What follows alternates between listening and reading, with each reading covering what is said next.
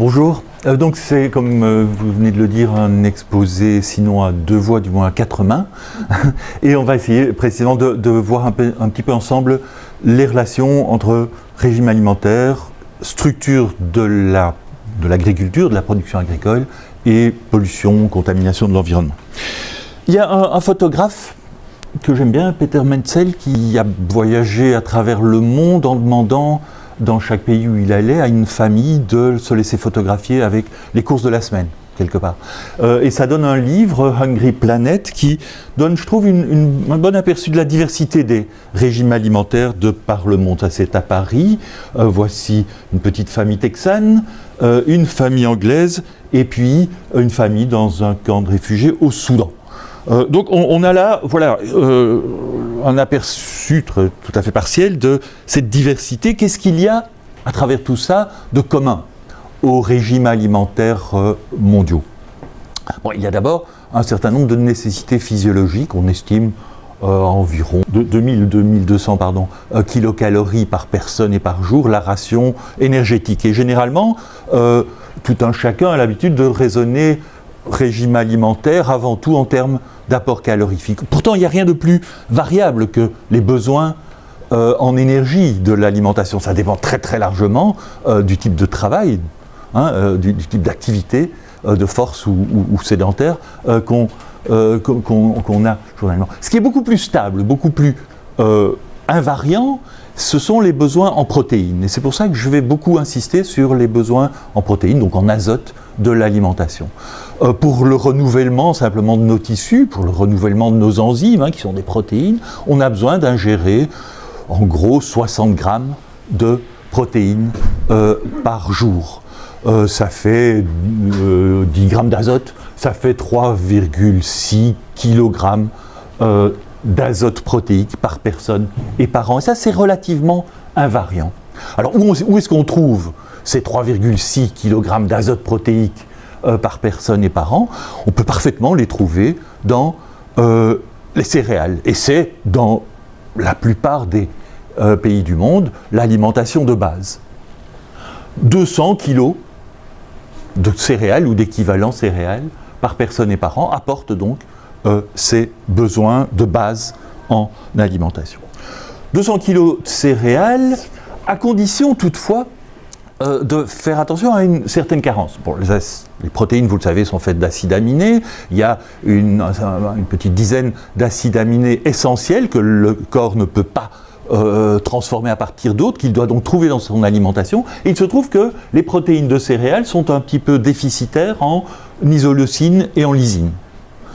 Et donc une diète purement céréalière serait insuffisante qualitativement pour assurer les besoins en acides aminés essentiels. Par chance, un autre groupe de plantes, les légumineuses, vous savez, ce sont les haricots, les pois chiches, les lentilles. Ces plantes, j'y reviendrai, c'est important, qui sont capables de fixer l'azote atmosphérique grâce à la symbiose avec des bactéries qui sont présentes dans les nodules de leurs racines. Ces plantes légumineuses, donc, qui sont des plantes à gousses, plantes à graines, pour ce qui concerne les haricots, les pois chiches, les lentilles, plantes à gousses mais qu'on utilise comme plantes fourragères en verre, comme la luzerne, le trèfle, toutes ces légumineuses sont capables de fixation d'azote. Et les légumineuses à graines en particulier apportent un autre cocktail d'acides aminés dans lesquels l'isoleucine et la lysine sont largement bien représentés, tandis que la méthionine et le tryptophane sont plutôt déficitaires. C'est donc une association de céréales et de légumineuses qui permet un régime végétarien parfaitement équilibré. On peut aussi complémenter ces déficiences, ces carences des céréales comme des légumineuses par un ajout de protéines animales, les produits animaux contenant un cocktail d'acides aminés beaucoup plus semblable aux proportions nécessaires à notre organisme. Et donc, voilà, les régimes traditionnels, c'est un assemblage de céréales et de légumineuses, de céréales et de produits animaux, de légumineuses et de produits animaux, ou des trois en cocktail. Alors, bon, voilà pour, je dirais, ce qu'il y a de commun dans tous ces régimes alimentaires. Cela dit, les différences sont évidemment considérables, comme on l'avait vu sur les petites photos par lesquelles j'ai commencé mon exposé. Quantitativement d'abord, la quantité de protéines ingéré et consommé par personne est évidemment très différent dans les pays riches, à haut produit national brut, que les pays pauvres. En France, par exemple, on consomme autour de 6-7 kilos d'azote protéique par personne et par an, au lieu des 3,6, c'est presque le double de la quantité recommandée. Dans certains pays, les plus pauvres, on est à la limite de ce qui est le minimum recommandé.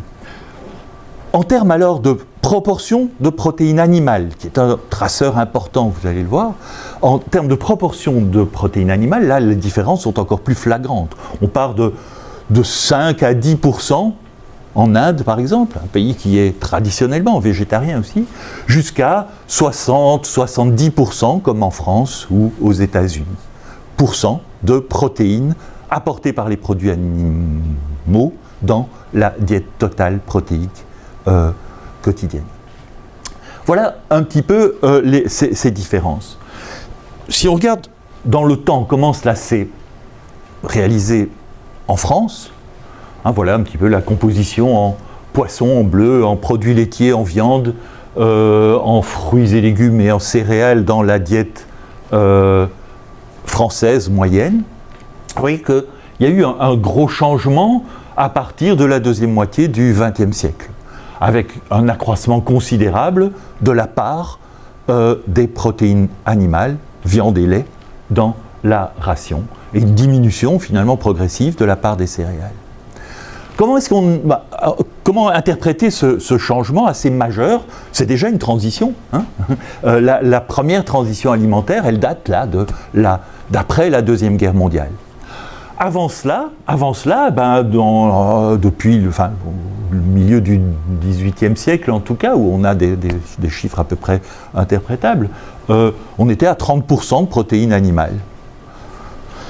Et cela correspond assez bien avec le système agricole traditionnel qui était généralisé en France, mais dans l'essentiel de l'Europe occidentale d'ailleurs, une polyculture élevage, un système basé sur la polyculture élevage. Pourquoi polyculture élevage? Ce n'est pas un choix de faire l'un et l'autre, de la culture et de l'élevage. C'est le fait que l'élevage fait partie intégrante du système agricole à cette époque.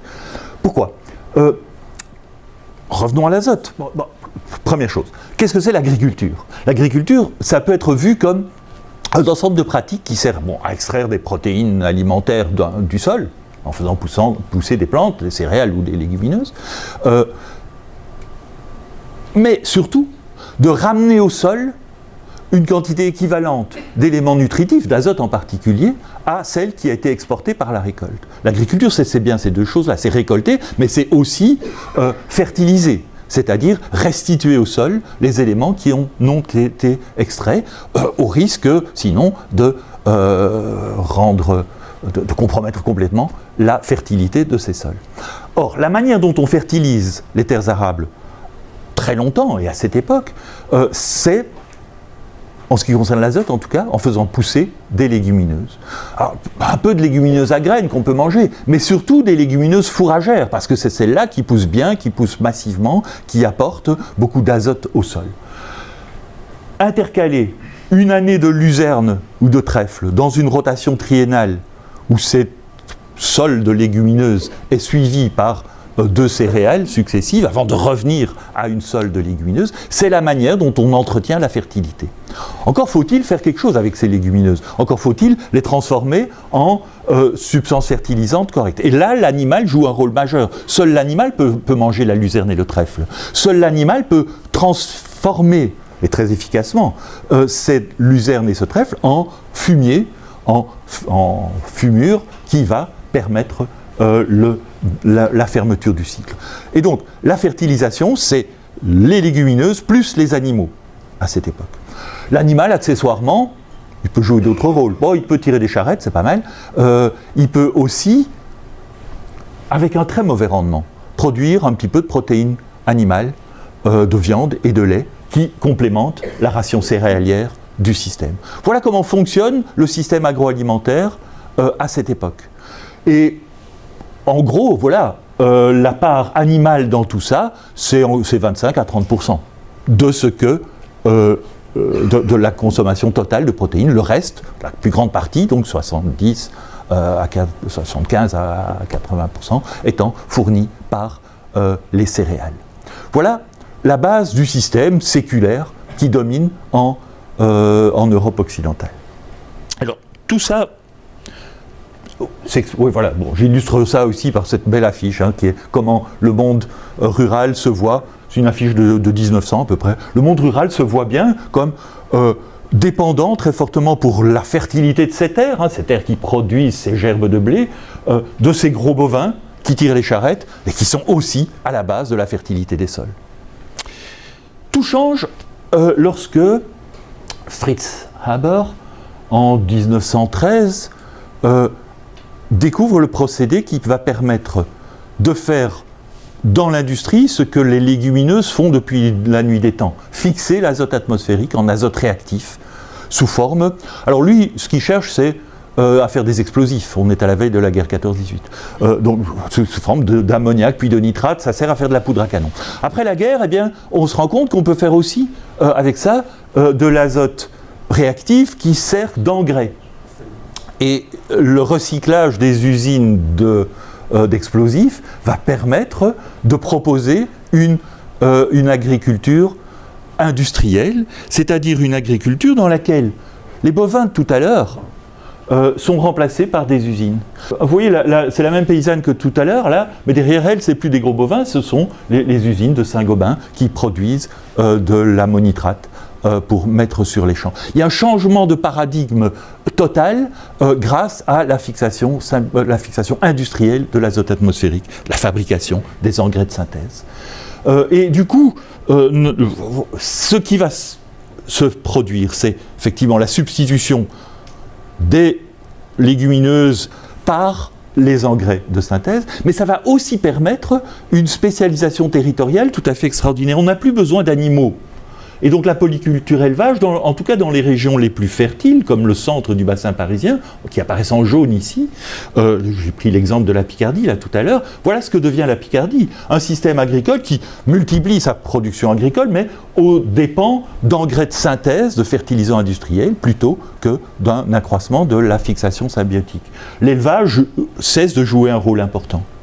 D'un autre côté, dans d'autres pays, dans d'autres territoires, je dirais, moins propices à la céréaliculture, la Bretagne par exemple, qui pourtant, au milieu du 19e siècle, avait un schéma de polyculture élevage tout à fait semblable à celui de la Picardie que je vous ai montré il y a un instant, la Bretagne s'oriente vers un élevage spécialisé qui n'est plus nourri sur place par les productions fourragères locales, mais qui importe massivement, vous le voyez, qui importe massivement des aliments pour bétail sous forme actuellement de soja issu d'Argentine ou du Brésil.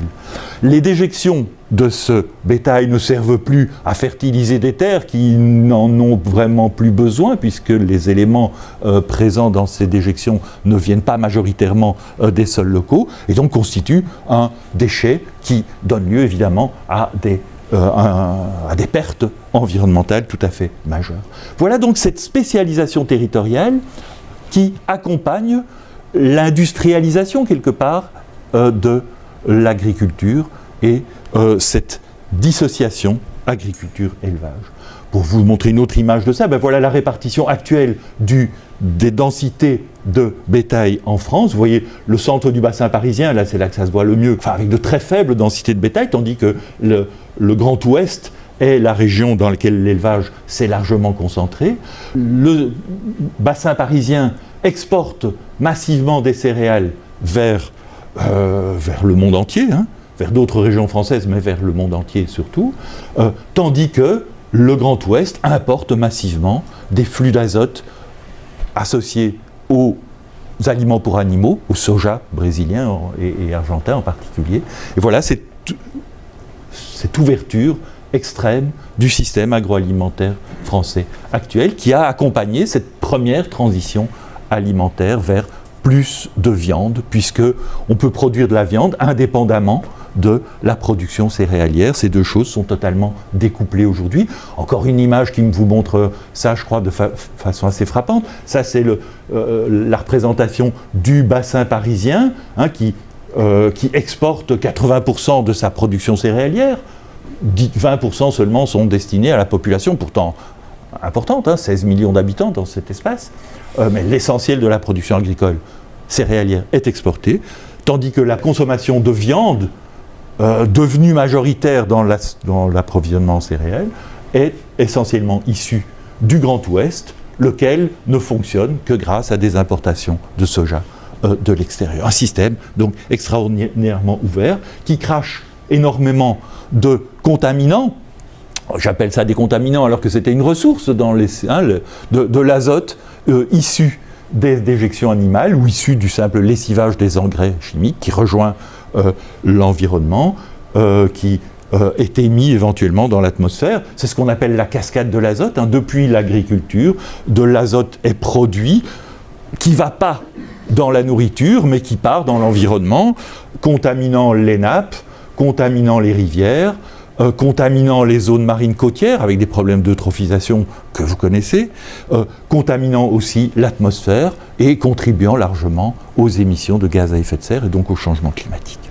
Voilà un petit peu le tableau du régime alimentaire et du système agroalimentaire qui le produit en termes de flux d'azote et en termes de contamination environnementale. Alors, je vais terminer en essayant de rêver un petit peu à ce que pourrait devenir ce système. Comment il pourrait changer, comment il pourrait transitionner, puisque c'est le mot à la mode. Alors, donc on va faire un petit peu de prospective. Ça ne consiste pas à prévoir l'avenir, hein, personne ne sait faire ça. Mais on peut essayer de construire des scénarios qui vont au bout de certaines tendances qu'on observe déjà. Une des tendances, c'est la tendance lourde que je vous ai exposée, celle qui est à l'œuvre depuis une cinquantaine d'années. Ouverture du système, spécialisation des territoires. Accentuation donc de la spécialisation céréalière dans le bassin parisien, concentration de l'élevage dans le Grand Ouest, concentration aussi de la population dans les grandes villes, régime alimentaire de plus en plus riche en viande, puisqu'il semble que plus on est riche, plus on a envie de manger des protéines animales. Je ne sais pas d'où vient cette loi, mais c'est effectivement ce que suggèrent les courbes statistiques.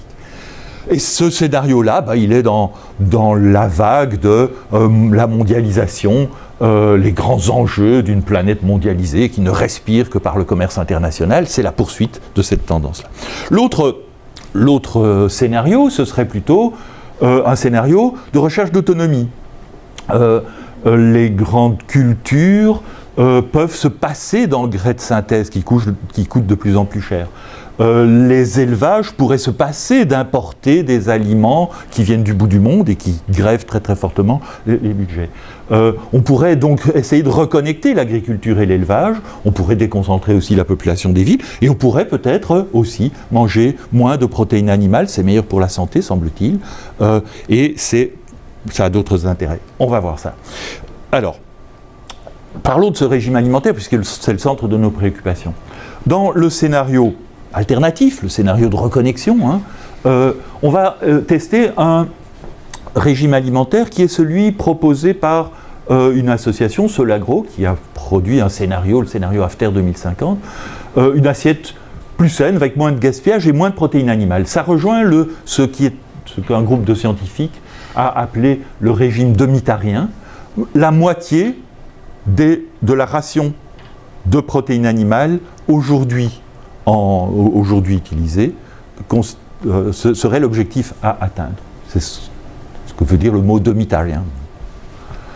Alors, j'ai essayé de représenter ça sous forme d'une image. Vous voyez que c'est pas extraordinairement effrayant de passer de ce régime-là, qui est le régime actuel, à celui-là. Bon, on mange effectivement moitié moins de lait, moitié moins de viande, un peu plus de légumineuses et de céréales, un peu plus de légumes. C'est pas la révolution non plus. Je vous demande pas là, c'est pas un régime vegan. C'est un régime simplement moins riche, moitié moins riche en protéines animales. Voilà. Dans notre scénario d'ouverture des spécialisations, on va au contraire accroître encore un petit peu la consommation de protéines totales et la consommation de viande et de lait. En ce qui concerne la fertilisation, maintenant, dans ces deux scénarios, le scénario conventionnel, il poursuit ce qui est la règle actuellement, des rotations culturales assez courtes, typiquement colza, blé, orge, donc des rotations qui n'impliquent plus de légumineuses, qui donc ont recours entièrement à la fertilisation minérale, qui ont aussi recours beaucoup aux herbicides, aux pesticides, parce que la très faible diversité des cultures oblige à avoir recours à ces biocides pour contrôler les infestations. Dans l'autre scénario, au contraire, on va essayer d'appliquer les règles de l'agroécologie. Typiquement, l'agriculture biologique fonctionne avec des rotations beaucoup plus longues et diversifiées, qui impliquent d'abord 2 ou 3 années de luzerne ou de trèfle, d'une légumineuse fourragère. C'est très bien pour apporter de l'azote au sol, c'est très bien aussi pour contrôler les adventices. Et puis, après ces 3 années ou 2 années de luzerne, on intercale des céréales, un lin, une févrole, de nouveau une légumineuse, ça peut être aussi une lentille, et puis de nouveau de céréales avant de recommencer le cycle. On apporte de cette façon de l'azote moins intensivement qu'on ne le fait en agriculture conventionnelle. Et donc on a un peu moins de rendements globaux, pas en proportion de la diminution d'apport d'ailleurs, mais on a des rendements plus faibles. C'est une désintensification de l'agriculture, c'est surtout une diversification de l'agriculture, c'est ce qui permet aussi de se passer des pesticides, des herbicides et des insecticides. Voilà, on a des références qui nous permettent de calculer quels sont les rendements obtenus par ce type de technique. Dans un système aussi où systématiquement on reconnecte l'élevage. On diminue, on va utiliser moins de protéines animales, on a besoin de moins d'animaux, mais on va les distribuer de manière beaucoup plus égale dans l'ensemble du territoire, en réintroduisant finalement des formes de polyculture élevage qui ne sont pas celles du 19e siècle, mais qui reconnectent tout de même la production animale et la production végétale. Alors voilà, qu'est-ce que ça donne? Est-ce qu'on peut nourrir la France comme ça?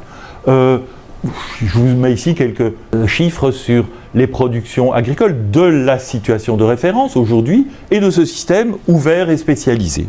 Bon, une production de terres arables augmentée, et donc on peut exporter plus de céréales. Chic, c'est d'ailleurs l'objectif de ce scénario, produire plus et exporter plus de céréales. On a augmenté les effectifs de bétail. Il n'y en a plus dans les zones céréalières, mais il y en a beaucoup plus dans les zones qui sont des zones d'élevage. On peut donc exporter davantage de viande et de lait. Mais pour ce faire, on est obligé de multiplier par 4 à peu près les importations de fourrage étranger. La France, du coup, devient importatrice nette de protéines, parce qu'elle importe davantage d'aliments pour animaux qu'elle n'exporte de céréales. Dans le scénario autonome, biologique, demi-tarien, le scénario alternatif, bien, on peut encore exporter un peu de céréales, 40% de ce qu'on exporte aujourd'hui. On a réduit très considérablement les effectifs de bétail, mais on peut encore se permettre d'exporter un peu de produits animaux, plus de la poudre de lait massivement vers la Chine, mais un petit peu de fromage AOC, ça fait plaisir aux Américains. Par contre, et par construction, on n'a plus besoin du tout d'importer de produits, d'aliments pour bétail, de fourrage étranger. Et donc, voilà, ce système permet donc de nourrir la France. Et ce que je vous avais montré ici tout à l'heure devient ceci. Le bassin de la Seine, avec Paris évidemment, ne peut pas se nourrir tout seul. Il a encore besoin d'un petit peu d'importation, par exemple du Grand Ouest, mais qui est devenu beaucoup plus polyculture élevage. Et vous voyez les émissions, tant les pertes environnementales par lessivage que les émissions de gaz à effet de serre sont très largement réduites dans ce système. Tout va pour le mieux dans le meilleur des mondes, donc il est possible d'imaginer un système qui, pour la France, nourrit la population d'une manière autonome, sans pour autant négliger toutes les exportations, notamment de céréales vers, je pense, aux pays du Maghreb, qui en auront toujours besoin, avec beaucoup moins de pollution et avec une autonomie des exploitations beaucoup plus grande. Si j'ai encore 2 minutes, je vous réponds à la question que vous posez. Ouais, mais ça, c'est un scénario pour Bobo, c'est très égoïste, vous faites votre petit truc dans votre coin, mais vous ne pensez pas au monde qui a faim. Et c'est vrai que nourrir le monde, c'est le discours qui légitimise le type de scénario extrêmement intensif la population du monde va encore augmenter jusqu'à 9 milliards. On est déjà à 7, donc ça ne fait pas un doublement. Oui, mais on va consommer plus de protéines animales. Donc, grosso modo, il va falloir multiplier par 2 la production agricole mondiale. On entend ça. Pourquoi ce chiffre 2 alors que la population augmente juste de 20%? Je ne sais pas. Si, je sais, c'est parce que l'hypothèse est faite implicitement qu'on va consommer plus de viande et qu'il faudra donc nourrir plus d'animaux pour produire cette viande. Donc ce doublement nécessaire de la production agricole mondiale, il est à la base de tous les discours productivistes. Et effectivement, si la production agricole mondiale doit doubler, est-ce qu'il faut doubler l'étendue des terres cultivées? Mais alors adieu la forêt amazonienne. Ou bien est-ce qu'il faut doubler la productivité des terres agricoles actuelles? Et alors bonjour les pesticides et les OGM. Et l'idée qu'il y a aussi derrière ces scénarios-là, c'est de dire, et c'est le schéma économique ricardien typique, il est beaucoup plus intelligent de produire dans chaque région ce pourquoi elle est la plus disposée, qui dispose des meilleures conditions pour chaque production, et puis le commerce international redistribue tout ça pour le mieux. C'est le dogme du raisonnement de Ricardo au début du 19e siècle, c'est ça. Bon, alors examinons ça. Bon, c'est vrai qu'aujourd'hui, le système mondial il est extraordinairement ouvert. Ceci ressemble un petit peu à ce que je vous ai montré à l'échelle de la France. Il y a un petit nombre de pays en vert qui nourrissent les autres en rouge. C'est comme ça que ça marche aujourd'hui. Et c'est vrai que quand on regarde le schéma de circulation de l'azote qui caractérise le système agroalimentaire mondial en 1961 et puis aujourd'hui pratiquement en 2009, on voit que ça a très très fortement augmenté. Les engrais de synthèse ont très fortement augmenté. Ce qui a le plus augmenté, c'est finalement le commerce international qui a été multiplié par qui est passé de 2,5 à 20 téragrammes d'azote par an. Donc c'est une multiplication par un facteur 7. Si on représente la trajectoire d'évolution du système agroalimentaire mondial depuis 1961 jusqu'à 2009 dans un référentiel où on a le commerce en abscisse, les pertes environnementales d'azote, la pollution donc quelque part, en ordonnée, vous voyez que les deux ont monté très considérablement selon cette trajectoire. Alors, quel scénario? Bon, le scénario des économistes classiques, je dirais, les scénarios qui sont basés sur les projections économiques, basées sur l'évolution probable du PIB, un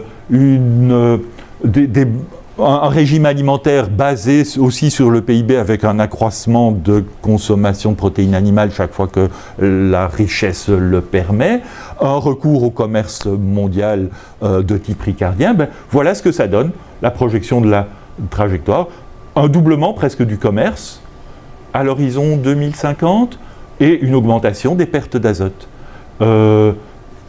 Malgré, parce que ce scénario incorpore aussi un certain nombre d'améliorations pratiques agricoles, etc. On essaye d'être aussi vertueux, d'augmenter l'efficience d'utilisation de l'azote, d'améliorer les pratiques, etc. Mais voilà ce que ça donne. Alors, si on applique les mêmes hypothèses que celles que j'ai appliquées pour le scénario français, c'est-à-dire un régime alimentaire équitable. Par équitable, j'entends le plus haut en teneur, en fraction, en contribution des protéines animales qu'il est possible de partager avec tout le monde. Donc c'est un scénario de convergence alimentaire vers 40% de protéines pour tout le monde. C'était l'objectif de notre scénario en France, le régime demi-tarien. Pour l'Inde, pour l'Afrique, 40% c'est beaucoup. C'est la proportion chinoise. Donc c'est un scénario qui imagine qu'on donne à tout le monde la possibilité d'avoir 40% de contribution de protéines animales dans son régime alimentaire. C'est le plus qu'il est possible, il n'y a pas moyen de faire plus. C'est en ce sens-là que je l'appelle régime équitable. On peut faire moins, on ne peut pas faire plus. Donc 40% de protéines animales pour tout le monde, une production locale alimentaire ajustée aux ressources en herbe, une fertilisation purement organique, purement liée aux déjections animales et aux légumineuses, et le recours au commerce international uniquement dans la mesure où il n'est pas possible de produire localement les besoins alimentaires locaux. Et cela donne ça. ça donne un système où on ne se passe pas du commerce international. Pas du tout, ça c'est pas possible, en tout cas à ce régime alimentaire-là, mais on le réduit considérablement et on réduit également les pertes environnementales d'azote. Et voilà, j'en ai terminé pour cette démonstration. J'espère avoir pu vous montrer qu'il est possible, avec une agriculture moins intensive, plus centrée sur les besoins locaux, reconnectée à l'élevage, diversifiée localement pour se passer des pesticides, et avec un régime alimentaire moins riche en protéines animales, sans pour autant exclure les protéines animales, bien au contraire. L'intégration de l'animal est une condition de fonctionnement de ce système. Il est possible, avec tout ça, de nourrir la France et le monde à l'horizon 2050, avec plus de justice, plus de souveraineté alimentaire et moins de pollution. Je vous remercie.